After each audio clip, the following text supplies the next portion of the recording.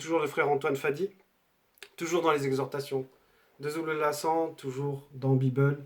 Nous allons aller comme avec les frères, page 540, dans le livre de Wanja, Esaïe, prise de contact et vision du futur. Wanja qui veut dire libérer. Et cette libération il doit s'émaner avant une libération. Il y a quelque chose qui s'émane d'abord. Pour qu'on libère la personne, il y a quelque chose qui est un fondement qui est très important. Et on va parler de ce fondement-là parce qu'il est dans le premier verset qu'on va évoquer et dans le dernier aussi. Nous sommes page 540 dans le chapitre 49 où il est dit ceci, premier verset.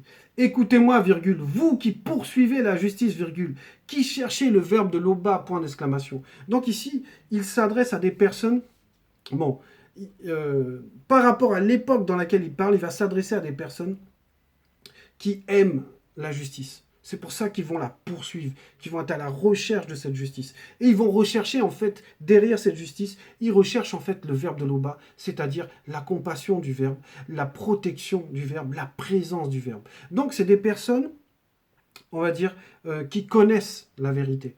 Il s'adresse à des personnes, là, qui sont conscients que la vérité est unique. Il n'y a que le verbe de l'Oba. Le seul salut possible, la seule libération possible, vient du verbe de l'Oba. Maintenant, puisque ces paroles sont conscientes et qu'elles, on va dire, elles ne sont pas figées, la vérité n'est pas contenue dans un livre. La vérité, c'est ce qui maintient l'équilibre même de mon être, de tout ce qui se passe ici, de toute la création. Ça s'adresse aussi à des personnes qui vont pour la première fois aller sur YouTube et découvrir les vidéos de Zulula, ou qui vont voir cette vidéo et qui sont dans leur cœur, dans leur conscience, qui voient l'injustice dans le monde, qui voient comment le mal se répand dans le monde et qui sont à la recherche d'une justice, à la recherche d'une manifestation de quelque chose qui les apaise, qui leur montre que le Créateur existe.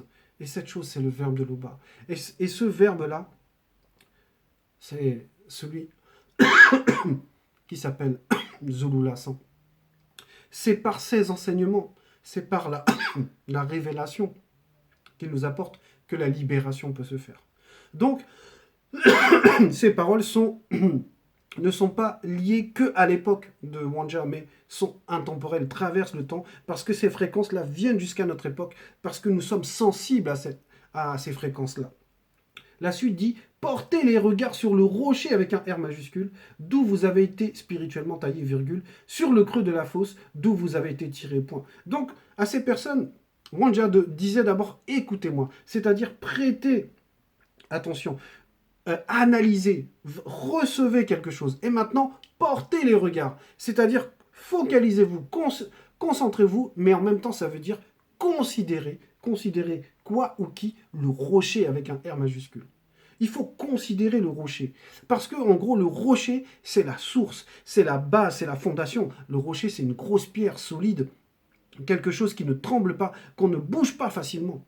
Et on dit à ces personnes-là de considérer le rocher. Et le rocher, comme je disais, c'est quelque chose qui est fort, qui est puissant, qui est solide. D'où vous avez été taillé. Ça veut dire que ces personnes et le rocher ont un lien, en fait. Et ce lien-là, c'est exactement le lien entre l'homme noir et le spirituel, qu'on peut représenter par la loi du verbe, et ça peut représenter aussi les entités qui sont les grands frères de l'homme noir. Et pourquoi? Parce que le rocher, de base, si on va dans le livre de Genèse, on a fait le corps de l'homme noir avec le sol, en fait avec la roche, avec la terre. Donc, ça veut dire qu'il y a un ADN, il y a un lien entre la terre elle-même, le rocher, le roc, et l'homme noir.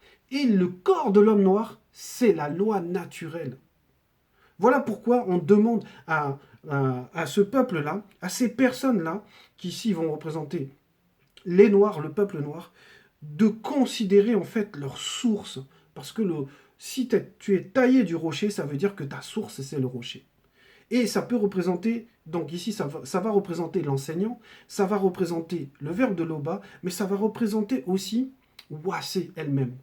C'est-à-dire ce qu'eux, ils appellent l'Afrique. Mais ça va représenter ce lien, un peu comme quelqu'un qui est né en Afrique, et puis qui est parti avec la famille, etc., et qui ressent à l'intérieur de lui l'envie de retourner un moment, après 20 ans, de se reconnecter à la source.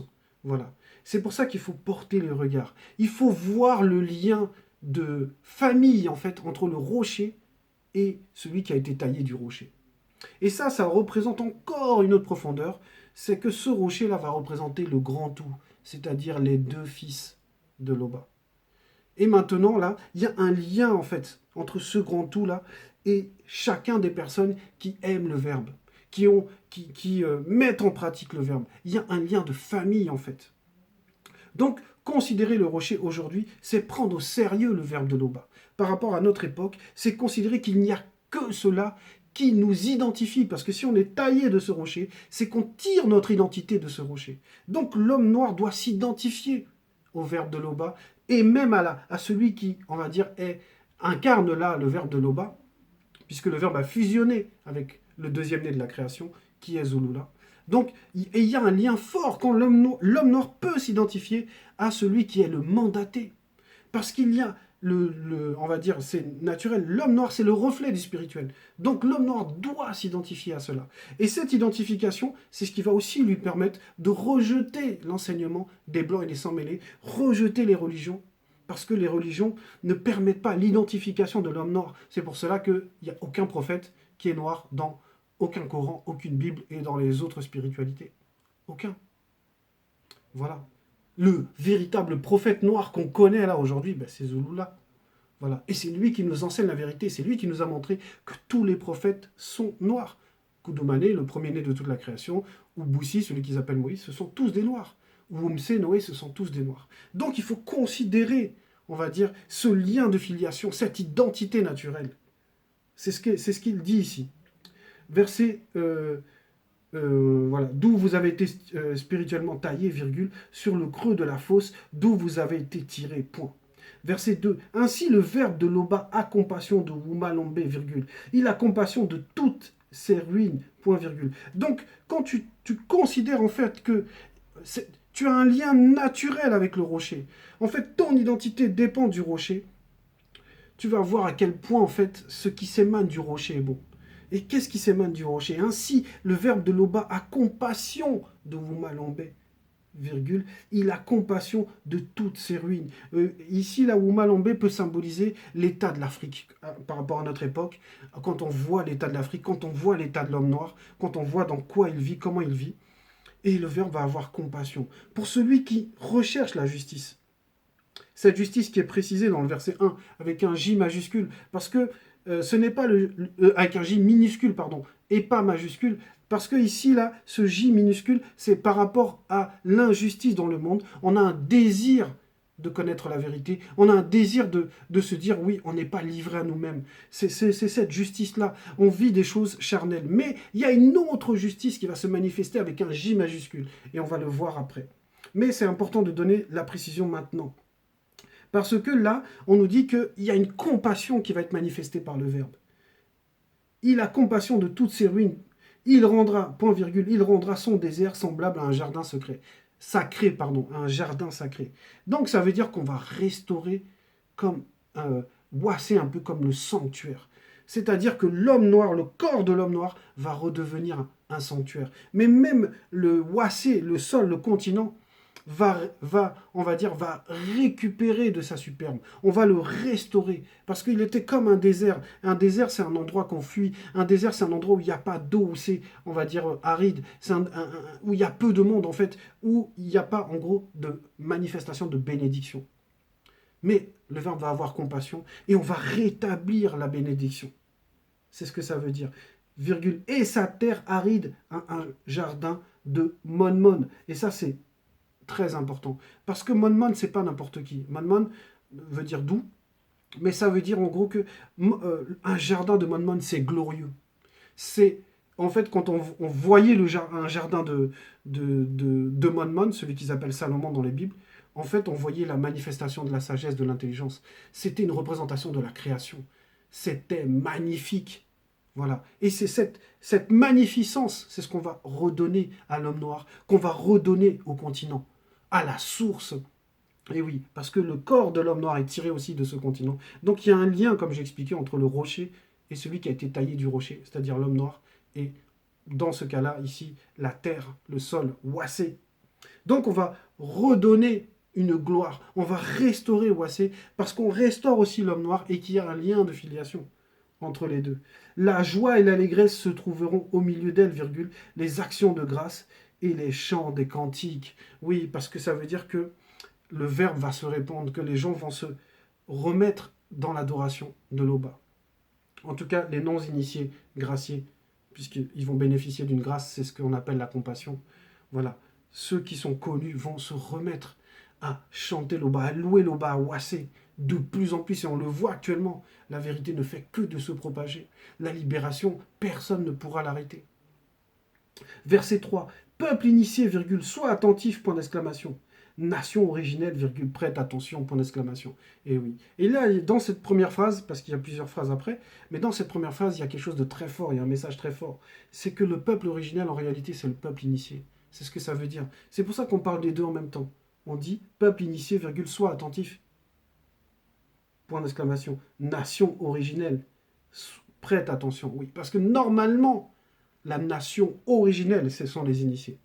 Les initiés, ce sont les noirs. Mais parmi ces initiés, certains vont, par leur libre arbitre, par la tromperie des blancs et des sans-mêlés, vont aller servir de faux dieux. C'est ce qu'on appelle les non-initiés. Mais là, on s'adresse à ceux qui sont, on va dire, connectés au verbe. Parce que le peuple initié veut dire qu'ils sont connectés au verbe. Et on va leur annoncer quelque chose. Car la loi sortira de Wassé, virgule, et sera établie pour être la lumière des peuples noirs non initiés. Point. Et c'est encore magnifique. Ça montre à quel point on n'abandonne pas son enfant. Là, on prévient l'initié que son frère, qui est le non-initié, voilà, de race, hein, voilà, que on va manifester la loi. On va le mettre devant la loi. Et ça va être une lumière pour le guider, pour le ramener à la source, pour le ramener au respect de son identité, pour le ramener à la crainte du respect qui est dû à son créateur, à l'Oba. Donc on va manifester la loi, parce que c'est ce qu'on manifeste en premier. En gros, cette loi-là, on va lui l'avertir que la vérité est là. C'est ce qu'on appelle la propagation. Il va entendre à un moment qu'il y a une personne qui donne des enseignements, va écouter. Il y a une Bible originale sans contradiction, sans erreur. Il va entendre cela. On va lui apporter la loi.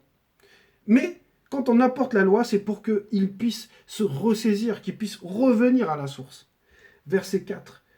La justice est proche, virgule. Le salut va paraître, virgule. Et les initiés en chef jugeront les peuples non initiés. Point, virgule, on va s'arrêter là. Donc ici, dans ce verset 4, en fait, c'est lié au verset 3. On apporte la loi. Maintenant, derrière cette loi, celui qui va désobéir, celui qui va obéir, il va se manifester la justice et le salut. Donc, on apporte la loi, et maintenant, il rentre encore plus en profondeur, Mwanja, dans ce futur, qu'on appelle le jugement dernier. Et il va montrer, puisqu'on s'est adressé au peuple initié, on va montrer que parmi le peuple initié, les initiés en chef consacré, ceux qui ont eu, on va dire, une haute autorité en tant qu'initiés, vont juger les non-initiés par la loi, parce qu'on leur a donné aussi la loi. C'est-à-dire qu'on n'a pas été injuste avec eux, on les a prévenus, la loi c'est ça. Tu obéis, tu désobéis, mais tu connais la loi.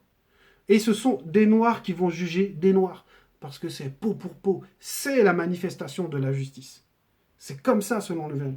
Donc on annonce cela, et c'est ce qu'on dit, verset 4, hein, la justice est proche, virgule, le salut va paraître, virgule, et les initiés en chef jugeront les peuples non initiés, point virgule. Les habitants connus des îles du continent espéreront au verbe de l'Oba, virgule, ils se confieront en lui. Et ici, puisqu'il y a Wassé, il y a le continent, mais là, ici, dans cette deuxième partie, on nous dit les habitants connus des îles du continent. C'est-à-dire, c'est séparé du continent, c'est-à-dire c'est plus collé, mais ça appartient quand même au continent parce que ce sont les îles du continent. Et ici, ça peut représenter des blancs et des sans-mêlés qui aiment le verbe, qui ont accepté cette vérité, qui la mettent en pratique. Eux, ils vont garder leur espérance. Parce que ce moment de justice, ce moment du jugement dernier va être terrible, va être terrifiant, terrifiant quand la justice va se manifester. Mais eux vont demeurer dans la foi parce qu'ils savent que le verbe est juste. Donc eux, c'est ce qu'on nous dit, hein, ils se confieront en lui. Voilà, ils auront confiance au verbe que eux ne passeront pas au jugement. Verset 5. Levez les yeux vers le ciel, virgule, et regardez spirituellement en bas sur la terre, point d'exclamation. Car les cieux s'évanouiront comme une fumée, virgule, la terre se déchirera en lambeaux comme un vêtement, virgule, et ses habitants qui n'ont point reçu la grâce périront, point virgule. Mais le salut issu du verbe de l'Oba ne finit point, virgule, et sa justice n'a point de fin, point. Donc on nous montre que il va y avoir tout le charnel, en gros, va disparaître. C'est ce que ça veut dire, ce verset 5. Mais celui qui aura la foi, en fait, il va être attaché à la vérité. Il va être attaché on va dire, aux manifestations de la vérité, ici, le salut. C'est pour ça qu'on nous dit le salut, mais le salut issu du verbe de l'Oba. C'est-à-dire celui qui met sa foi dans le verbe, qui s'attache au verbe, va ressentir la manifestation de ce salut. Parce que déjà, le fait de croire, c'est comme voir. Et oui, c'est une forme de vision, en fait, la foi. La foi dans le verbe, c'est ça. C'est l'espérance au fait que tu vas être sauvé. C'est pour ça qu'on nous dit ça. Mais le salut issu du verbe de l'Oba, lui, ne finit point. Donc ce qui est charnel va disparaître. Mais quand tu t'es accroché au spirituel, quand tu t'es accroché à la voix du verbe, à la loi du verbe, à la foi que le verbe te donne, ça ne finit point. C'est-à-dire qu'il y a quelque chose qui doit se manifester de ce salut avec un S minuscule là. De l'Oba ne finit point et sa justice n'a point de fin avec un J majuscule. C'est-à-dire ce en quoi tu as cru toute ton existence là va t'amener quelque part. Ça ne sera pas ta fin en fait. Verset 6. Écoutez-moi, virgule, vous qui connaissez la justice, virgule, peuple qui a la loi du verbe de l'Oba dans l'esprit, point d'exclamation. Ne craignez pas l'opprobre des blancs et des sans-mêlés, virgule, et ne tremblez point devant leurs outrages, point. Oui, parce que c'est une opprobre le comportement des blancs et des sans-mêlés. Regardez le monde dans lequel il est. Regardez comment les guerres se déclenchent. Regardez les lois que les blancs et les sans-mêlés votent. Regardez comment les religions mentent aux gens, font peur aux gens, oppriment les gens.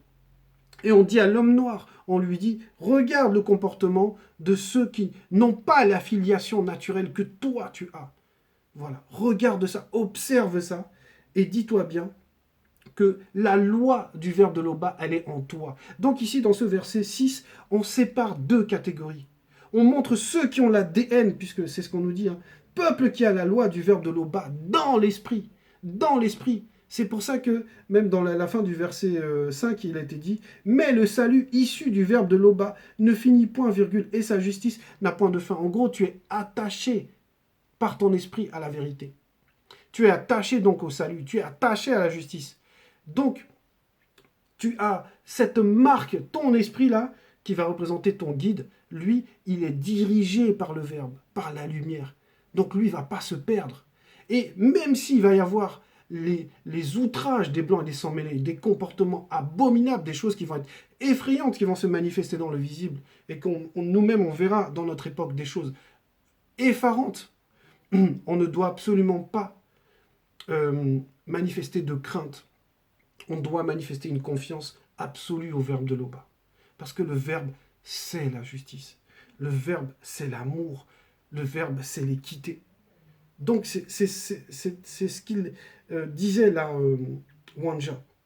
Ne craignez pas l'opprobre des blancs et des sans-mêlés, virgule. Ne tremblez point devant leurs outrages. Et pourquoi? Verset 7. Car la mort les dévorera spirituellement. Point virgule. Mais la justice, avec un J majuscule, et on commence ici par justice, n'a point de fin, virgule. Et le salut, S majuscule, n'a point de fin. Et ça ressemble à ce qui avait été dit dans la fin du verset 5. Sauf que là, il y a les majuscules. Pourquoi il y a les majuscules? Parce qu'ici, on nous présente en fait la loi qui a été établie. En gros, l'histoire de cette réalité, en fait. À un moment, la justice avec le J majuscule, ça représente l'action des entités. C'est-à-dire, les lois vont se manifester par les entités vont agir, et c'est la loi spirituelle qui prend le dessus sur le charnel. Donc c'est le jugement dernier. Et on commence par la justice là, parce qu'il faut que maintenant il y a la séparation entre ceux qui sont dans la condamnation et ceux qui vont hériter du salut. Et c'est pour ça qu'après on nous dit le salut, lui, ne finit point. Et oui. Et là on rentre dans encore une autre dimension. Donc ce sont des hautes fréquences que là, Wanja était en train d'exprimer verbalement, parce qu'il était connecté, et il porte bien son nom. Parce que tout ça là, c'est ce qui conditionne la libération. Et voilà, la libération, c'est de pouvoir échapper au jugement. C'est ça. Et le chemin, la vérité et la vie, dans ces trois étapes-là, il faut la libération. Pour rentrer sur le chemin, il faut se libérer des autres chemins, c'est-à-dire en gros des autres façons de faire qu'on a appris, que ce soit dans notre éducation, que ce soit dans les religions, dans tout ce qui nous a été enseigné. Et maintenant, la vérité, c'est aussi le tri. C'est toujours, il faut une forme de liberté pour connaître la vérité. Il faut être libéré du mensonge. Et quand on franchit tout ce chemin-là, là, on arrive à la vie. Et la vie, c'est toujours une libération par rapport à la mort. Voilà. Donc ce message est extrêmement important. C'est un beau message qui nous montre en fait que nous avons raison de nous appuyer sur Zulu Lassan. Nous avons raison de nous appuyer sur le verbe de Loba. Nous avons raison de mettre notre foi en Loba. Parce que derrière cela, c'est la justice qu'on voit. C'est parce qu'il y a la justice. Et parce que nous aimons profondément la justice. Voilà pourquoi même Wanja, dans ce premier verset, parlait déjà de justice. Et dans le dernier que nous avons lu, il y avait toujours la justice. Voilà. Loba est toujours glorifié.